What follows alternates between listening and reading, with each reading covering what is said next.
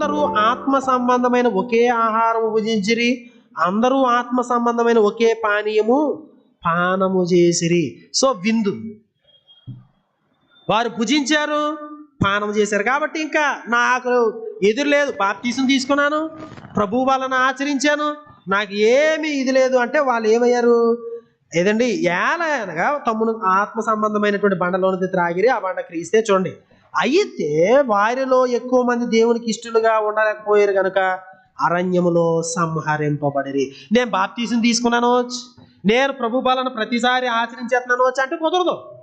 ఎందుకు? అట్లా చేసినటువంటి ఇశ్రాయేలీయులు కూడా అరణ్యంలో సంహరింపబడిరి. వారు ఆశించిన ప్రకారము మనము చెడ్డ వాటిని ఆశింపకుండునట్లుగా ఈ సంగతులు దృష్టాంతములుగా వ్రాయబడ్డాయి. వారు దేవునికి ఇష్టలుగా లేరు, బలను ఆచరిస్తున్నారు కానీ దేవునికి ఇష్టలుగా లేరు. బలను ఆచరిస్తున్నారు కానీ చెడ్డ వాటిని ఆశించారు.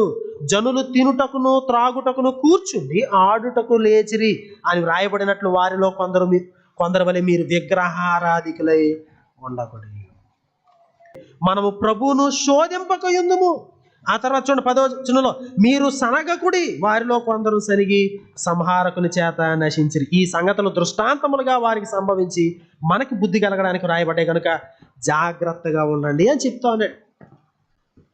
ఏంటి, యేసుక్రీస్తు వారి కుటుంబంలో, సంఘములో, స్థానిక సంఘములో పాలిభాగస్తులై ఉండి బాప్తిస్మము ద్వారా, ప్రభు బల ద్వారా మేము ఆల్ రైట్ అంటే మనం ప్రభు రాజ్యంలోకి వెళ్ళిపోతాము, ల్యాంప్స్ టేబుల్ దగ్గర ఉంటాం అని అనుకోవద్దు, కలలు కనొద్దు.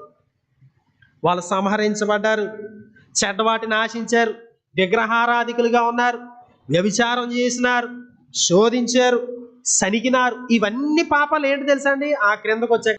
మనము దీవించు ఆశీర్వచనపు పాత్రలోనిది త్రాగుట క్రీస్తు రక్తములో పాలు పుచ్చుకొనుటయే కదా.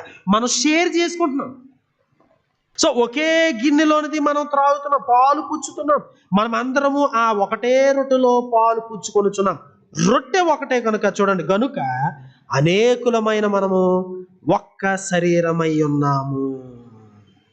మనం ఒక్క ఫ్యామిలీ. కాలుకి నొప్పి వస్తే చెయ్యి కూడా బాధే.